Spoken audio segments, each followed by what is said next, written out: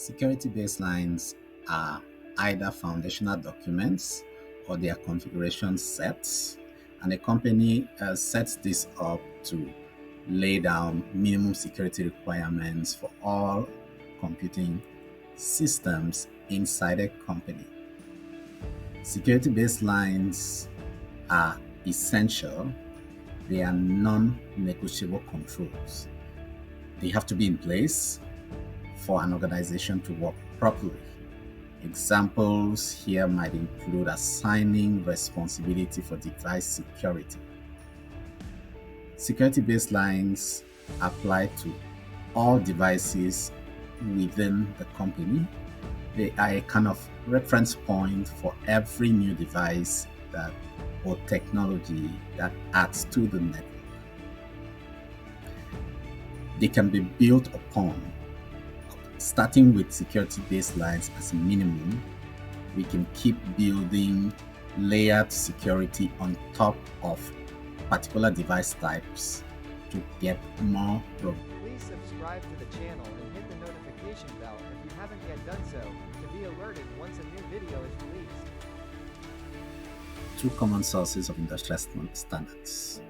Vendors, here the manufacturer of the device or software, publish their own security standards and configuration tools, and companies that end up using these products are expected to implement this in a way. They could do this using built-in tools like Active Directory Group Policy. You also have third-party organizations like the Center for Internet Security, who are out there to institute consensus-driven benchmarks for varied products. These benchmarks are developed by subject matter experts in cybersecurity and offer a supplement to the standards that you get from the vendors. Industry standards have a lot of promise when we make use of them within cybersecurity.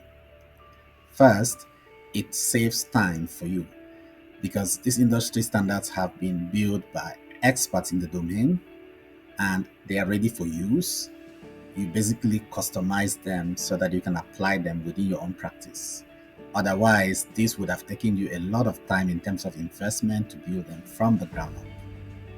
Again, these standards advocate for best practices, and if you find yourself using them and some other company gets to know that you're using the same ones, there's a lot of trust for these standards, and the fact that you're using standards that are trusted by people out there will help you build on your trust.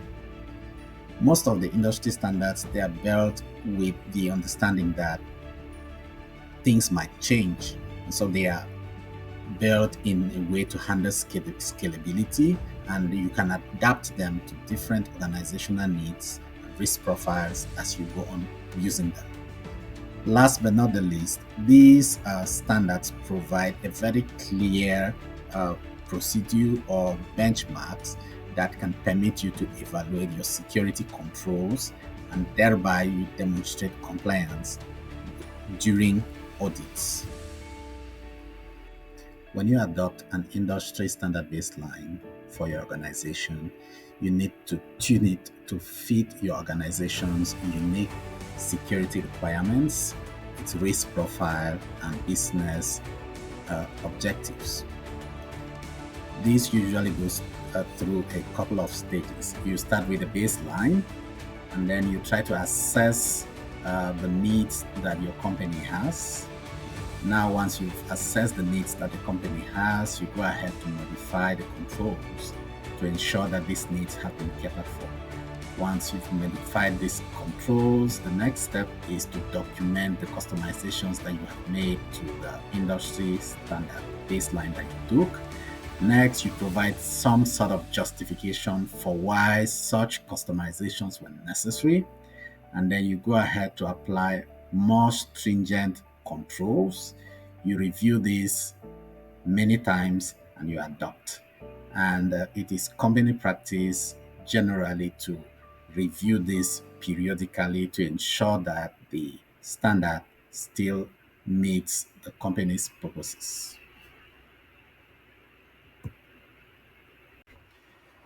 Operating system security has many facets, and one of the facets is patch management.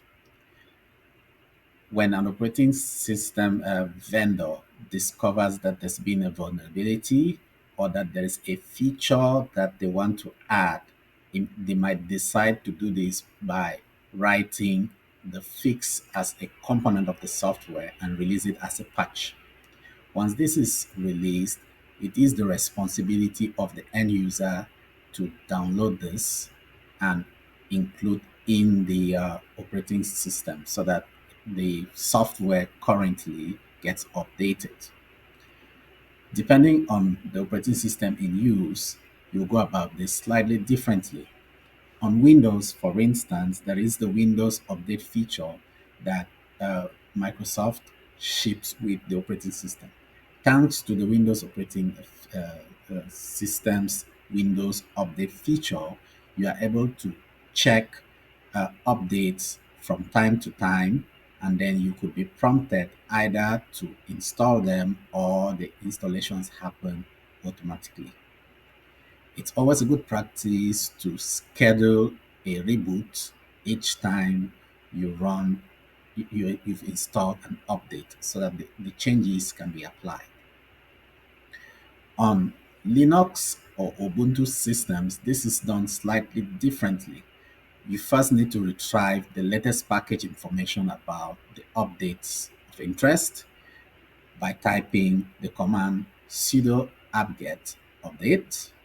And then once you find this, you need to go ahead to download and install this update by running the command sudo apt-get upgrade.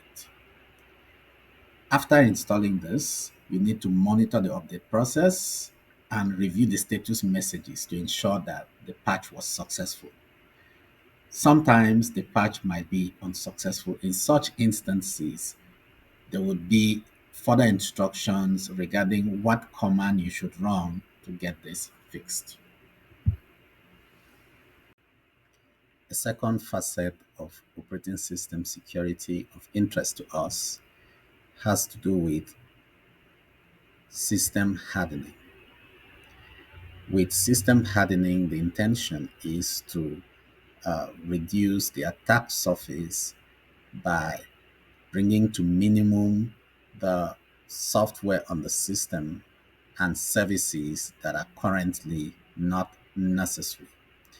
Key actions here might involve the following.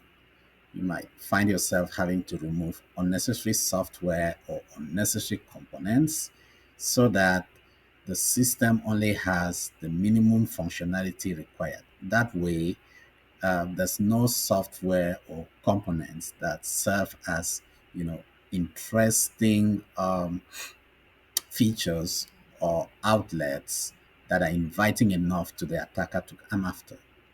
The other thing you can do is to lock down host firewalls to permit only essential ports and services. Uh, Truth be told, if you have more ports and services available than you're currently using, some of these ports that are open can let an attacker get into your system. So it's good practice to detect the ports and services that are necessary for function and then lock down the rest of the ports and services that are not currently being used. Another interesting angle to come from will be to disable any default accounts on and passwords on the operating system, because default accounts usually might have credentials that are easy to decipher, and the attacker might go looking for these default credentials and use these default credentials to get access.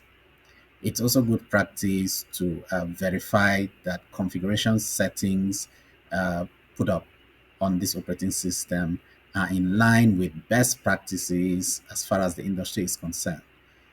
For example, you might want to look at registry settings on Windows. You might want to look at configuration files on Windows to ensure that everything is as recommended by best practices in such instances. Moving on, let's discuss this time malware detection. Two principal ways to go about this. Signature detection uses uh, a database of malware patterns that we call signatures. So, what happens here is every new file or every file that finds its way to the system, every application that finds its way to the system is scanned to determine if the signature for this application matches one of the signatures that are in the database. If such a signature is found, the application of interest or the application that just found its way to the system is considered to be malicious, and action has to be taken to prevent this application from causing damage to the system. What this means is that you must know beforehand the signature of a malicious application to be able to stop it. So it's the responsibility of the security team to ensure that this database of signatures is updated from time to time. Various organizations exist that update information about the existence of new signatures. So if your database is behind uh, in terms of updates, then you might be exposed to malware attacks that operate in this way. To balance the equation, we also have the behavioral detection model. In this behavioral detection model, malware is detected based on its behavior. If a behavior is considered to be abnormal. For instance, in a situation where there's an application that's running on the system and this application manifests itself by writing to files or by copying files that it is not meant to copy, or write to files that's not meant to write, this is considered as suspicious behavior. Such suspicious behavior has to be catered for by advanced tools like endpoint detection and response and extended detection and response tools.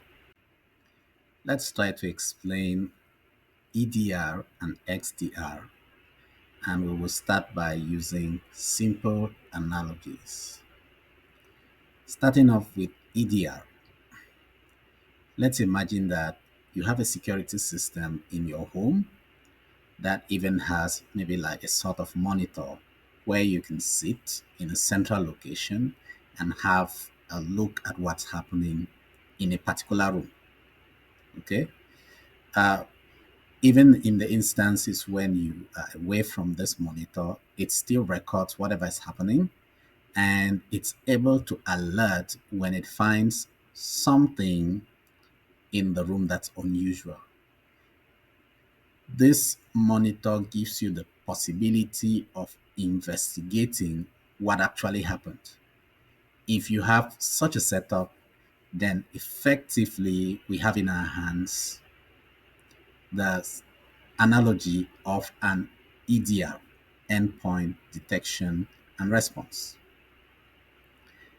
XDR, extended detection and response, takes this a step further. Unlike the EDR analogy where we have the possibility of, you know, uh, only observing a room at a time, with XDR, you have the possibility of observing all rooms in the house at a time, and you are able to, uh, see what's going on, get alerted on what's going on where, and you can even go ahead and do an investigation. This is an added benefit. So, in technical terms, an endpoint detection and response system deeply monitors endpoints. By endpoints here, we're referring to memory, we're referring to processor, we're referring to registry, we're referring to network, and it detects and responds to threats in real time. It makes use of agents installed on these devices to monitor and to act automatically. XDR stands for Extended Detection and Response. Technically speaking, XDR gathers and correlates data from endpoints, from networks, from servers, and cloud services. It gives you a holistic view of threats across an entire organization and makes use of artificial intelligence and machine learning to automate detection. It analyzes patterns and predicts attacks. Done in this way, it enables faster detection and response by breaking down silos between security tools. Thank you for watching part 1 of Domain 4. Part 2 will be yours soon enough.